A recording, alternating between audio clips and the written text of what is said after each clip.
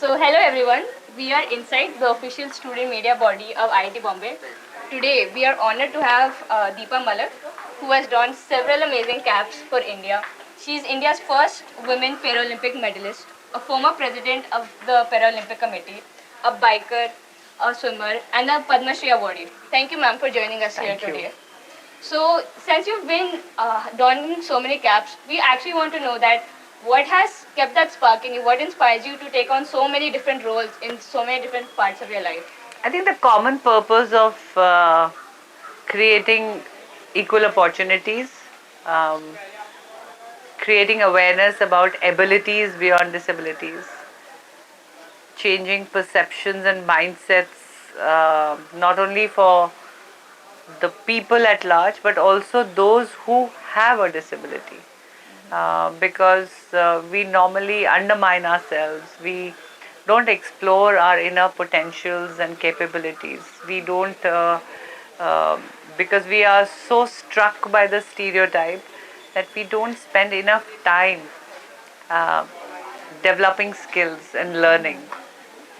So that has been the journey, whatever I have done, in whatever way I have donned different hats. It has only been a purpose of abilities beyond disabilities. Wow. And has there been any incident that inspired you to do this for so many people across India as well? To take this forward Yeah, for them? you're right. It definitely started as a very personal journey because I was tired of the negativity which was being pushed upon me. Um, Even while doing all my rehabilitation, trying to learn the new body, acquiring new skills to cope with the kind of body I was living in post paralysis, somehow I felt that people's thoughts were very limited. Their thoughts were more handicapped than my body actually was. So that was a bit of a spark of a rebel that came in. Other would basically was because my daughter also had disability and I wanted to make it a better place, a better world for her to grow up in. So a bit of motherhood inspired it, bit of rebel inspired it. But as I went along, I realized that it's a beautiful journey. It's if you can become an instrument in change for not just yourself, for many people and the entire country for that matter. When you get involved in policy makings which impacts millions of people in a positive way, then you find your purpose. And purpose is enough to keep the fire alive within. Wow. It's amazing how you extended your purpose beyond just your sports and creating Yes. an impact for the rest of society. So we want to also understand that you have participated yourself in the Olympics. So as an athlete, being there at such a large stage, what is exactly going on in your head during the moment or before it? How does it feel to represent India? What, as an athlete, you're thinking about before your event? It's a lot of sense of responsibility because there is love of millions of Indians which you are wearing in the form of your Indian tracksuit, Indian t-shirt, when you're wearing a tricolor, when you have India written on your back, you know that there there is so much of sense of pride in of representing your nation. It's very rejuvenating, very empowering. Um, but at the same time, what goes on in a mind? Well, I again and again tell all my fellow athletes, all the new coming athletes, or anybody for that matter, it is always mind over body. If you have, and also replicating what you have practiced, because when you have trained for years, you have repeatedly practiced what you're going to do. So if you can keep your mind focused and keep your wits around you just to replicate what you have done in training without undergoing any kind of pressure, I think that's what goes on in the head, that I have to deliver, and I am confident enough to deliver because I've practiced well. Wow. For an athlete, the mental aspect is as much Very important as the important. preparation has been. We would also want to know that this journey was not easy as an individual.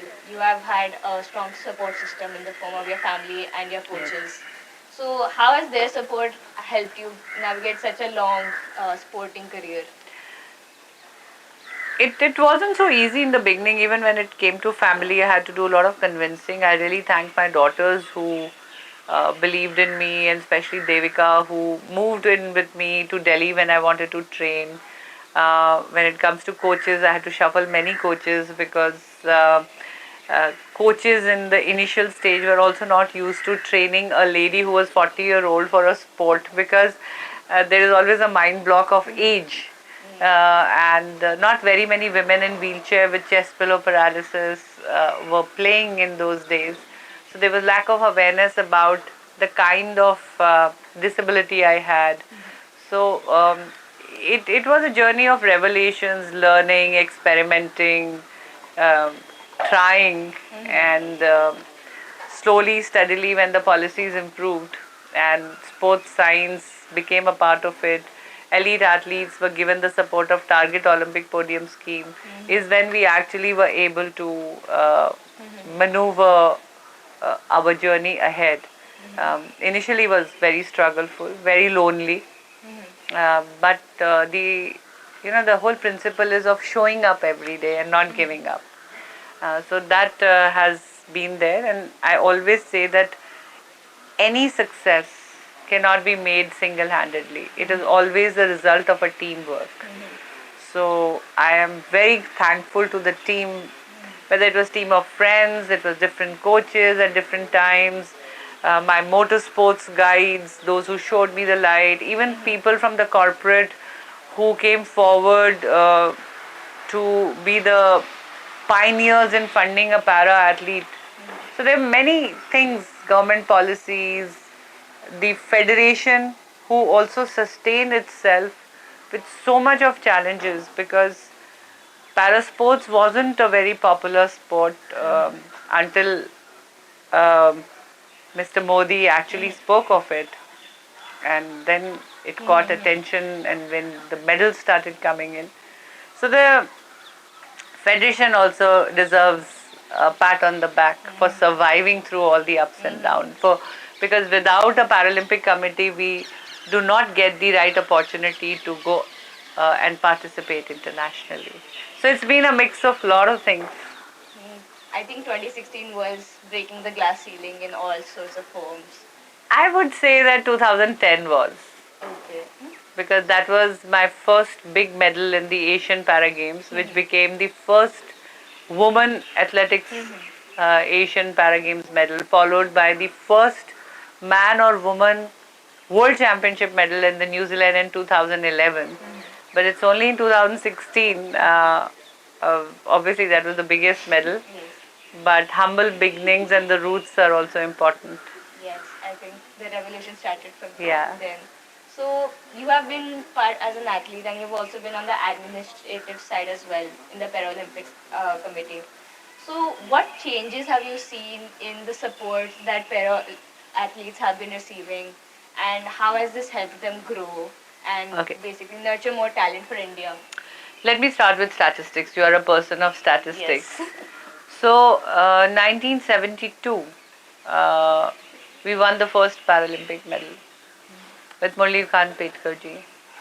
Till 2016, 48 years, we had only 12 medals. But in recent years, when we see the change, in just two Paralympics, we have 48 medals. In 2016, we had first female medal, which was mine. By 2024 Paris, within this gap of two editions of Paralympics, we had 14 more female Paralympic medals. Now you see the graph how it has gone up. The changes are definitely top to bottom. When you have a prime minister who personally takes accountability, who pushes policies to become inclusive, and when the policies become inclusive, we get our funding programs, we get training assistance, We can customize our training with the right sports science, prosthetics, help of physiotherapists, injury managers, um, sports psychologists, because passion alone cannot win medals for the country. The improvement will only come when the ecosystem is ready to support para sports. And today we have come to a spot where we are conducting international para sports competitions. The recently held World Parathletics Championship 2025 in New Delhi speaks so richly about the infrastructure now being made accessible, because that is also very important. We hosted more than 2,000 para athletes um, from across 100 countries.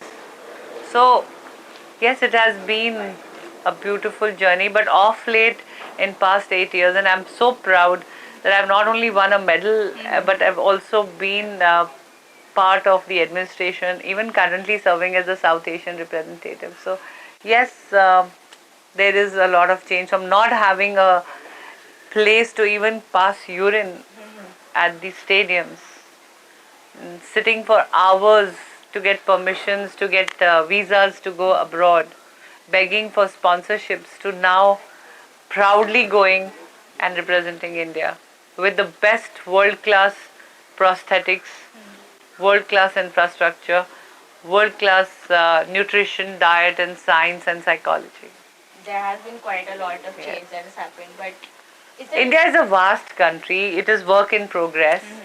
Uh, we have found a footing now. Every state, every district, because it's geographically almost like a continent.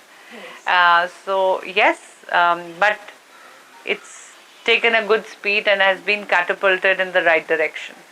Is there anything that you feel that otherwise we as a society could be doing to help uh, more athletes or people in general so that they can reach their full potential?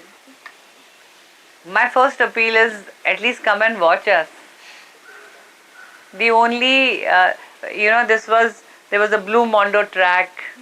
Uh, Government spent more than 200 crores organizing this event. There was so much of support from our Prime Minister, Sports Minister. Athletes prepared, worked hard. International committee came to India, but we missed spectators in the stands. So watch, follow, encourage via, and the other way we can say that everybody can support is because we have to create a sporting culture wherever you are, whether it's a colony, community, organization, educational institute, even if it is a corporate.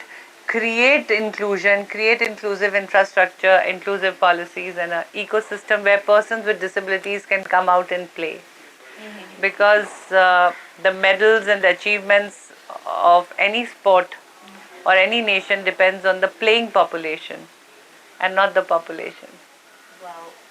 I hope that going forward, a lot more people will see Paralympics as much as people are following the Olympics. The views are tremendous, because when we were there in 2024 Paris, I think stands were fuller in Paralympic sports. So that is something even my India has to have. Have you, as part of the admin, have you seen any ecosystems in other countries that you feel India should be adopting, maybe at a more local level or community level, schools, colleges, to help support such athletes? I think accessibility and the level of sensitization towards disability and inclusion, that of course is something we can bring home, um, because 1995 building code says and talks about the actual parameters of accessibilities. Today disabilities become an act. It is under law. 21 disability categories have been included in the Disability Act. Um, and there's a proper Accessible India campaign which is happening. But everybody has to look around and see whether are we implementing those codes, are we actually practicing end-to-end accessibility? because the moment infrastructure is accessible, there are more opportunities for persons to write, to education, to social integration, to sports, recreation, travel, tourism. So that is something I think which we can adopt, because even the newer countries, neighboring newer countries, which are barely 50 years old or 10 years old, even their infrastructure is pretty accessible. So, and that responsibility lies with every individual, every organization head, and every citizen of the country. I think all of us do have a collective responsibility It to is. help everyone Yes. be able to reach their potential in sports or any other field of their desires. Yes. Absolutely. So we have a few rapid fire questions. Oh, that's interesting. Do I have a hamper? Huh? I think I've already received the hamper of love from IIT Mumbai. Yes, yes. Lots of thanks for that. Yeah. Let's hit it.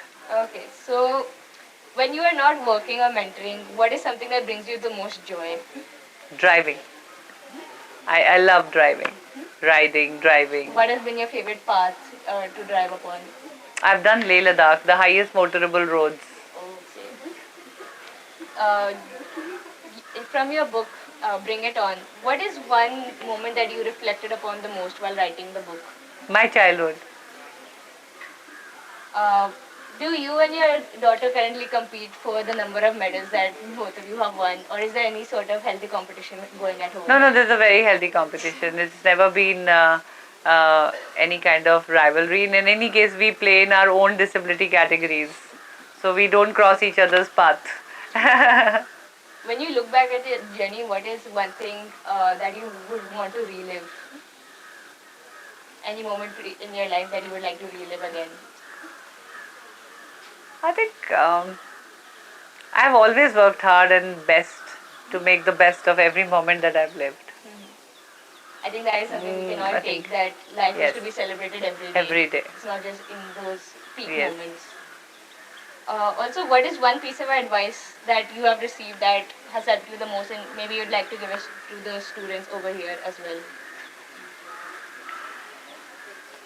The best piece of advice I have received is from my father, who always insisted that adaptability to change is the key for happy living. And when you say adaptability to change, it also means adaptations means learning.